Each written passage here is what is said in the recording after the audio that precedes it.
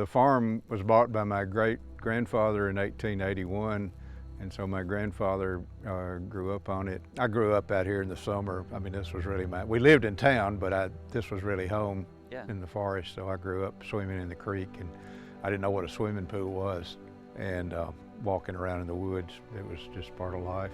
My father's died in 1969, and I inherited his half interest, and I owned it with my uncle for 20. He died in 1990 and left me the other half, so that's when I really got busy with it. With him, we just kind of had to, just kept it the old-fashioned way and we had a company managed it for us, but I really got active in managing it after 1990, about 30 years ago. I've, as my mom said, I've been coming out here all my life. As long as I can remember, I've been, either playing in the creek or running around with fire and something like that. It's so much fun to learn about it from John, because me and my mom have this joke that we always need a little John on our shoulder so we can ask any question about anything. And so it's fun to, learn about the family history of the farm, and I think it's an activity space for the creek and for hikes and stuff, but it's also very much a learning thing that's, for me, it's fun to learn about our family.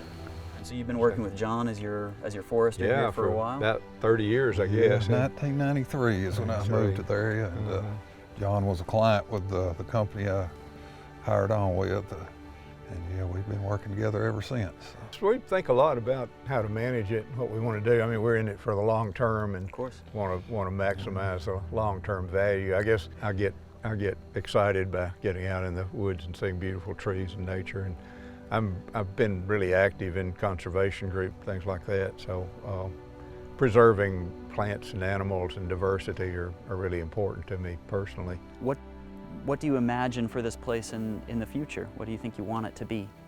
Well, I love how it is now, but of course I'd want, to expand, and I want to use it as much as we can in the best way for the environment, so that we can get its full use out of it in the best way for the world. That's really great. We've had some input from lots of different agencies on those. I've done some work preparing the plans on the timber side. We've got input from wildlife biologists and other professionals in natural resource fields. Is that common among landowners that you work with, like wanting that balance and sort of seeking out these opportunities? To be a certified tree farmer, it's definitely got some of those requirements, and other programs as well. To get some of the state cost sharing programs, you have to be involved in some of that as well. And, it's not as common as we'd like, but it's not uncommon. Landowners, forest landowners particularly, have a resource. I mean, most of the forest land in Tennessee is owned by private landowners, and most of them have some degree of conscientiousness in what they're doing with it. But we need to be practical too. We need ways to meet the cash flow needs for operating the property, as well as have something for us to live on. So of course.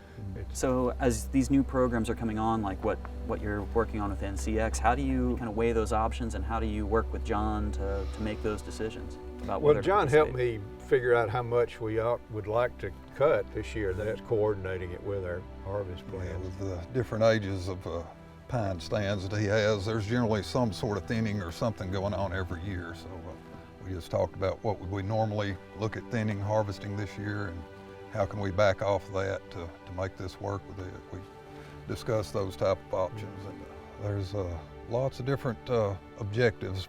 Timber is probably the main one, and of course it's pretty compatible with timber because you generally aren't going to be harvesting every year, and different landowners have different stages of forest. And a lot of them would really love to be just paid for growing trees and not ever have to cut anything. So those type of landowners works in well with their objectives. I think when I see people buy timberland, it seems like usually the first thing they do is cut all the timber they can get paid for, try to get some of their money back from that. And that's not necessarily when it should be cut, it's just when they want to do it. So hopefully this would encourage better management, cut part of it and say, well, if you hold on to it, you can get paid, you can get some extra income. So I think it'll have a huge conservation value in keeping good forest, healthy forest. I think global warming's real, and human activities contributing to it. So if we can help offset it with our practices, that gives me some personal satisfaction to know that's being done. That's great. Yeah, I think traditionally maybe foresters have been cast in a bad light as somebody that wants to cut every tree out there and enemies with conservationists and wildlife advocates, and you know, that's never really the role we wanted to portray. And I think if we're advising landowners to hold on to that timber longer, it's going to sequestering carbon for you. It's got lots of benefits to society that, you know, if we're promoting that aspect of it, we're not the enemy anymore. So our goals are maybe getting closer with the way society's headed, and maybe we'll be viewed in a little more positive light. And as it grows, it'll be more opportunities for consultants like myself to present that as an option to landowners, and if they want to go that route, to help them get involved with the right people that can make it happen.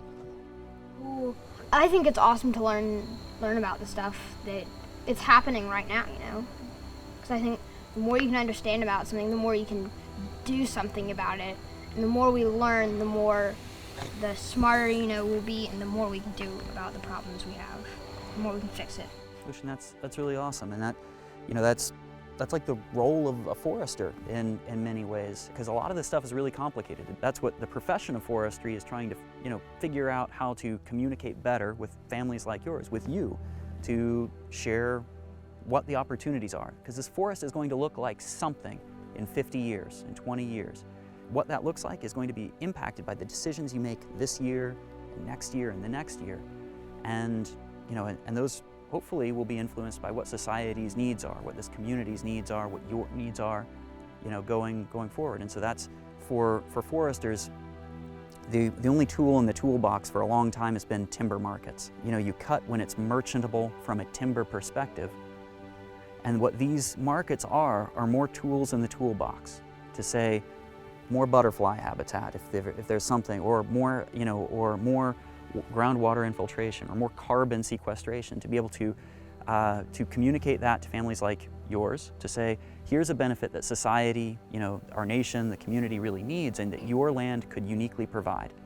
And, you know, here are the ways that that can work. And just like you say, to sort of, to educate, but then for you to decide what's going to work for you.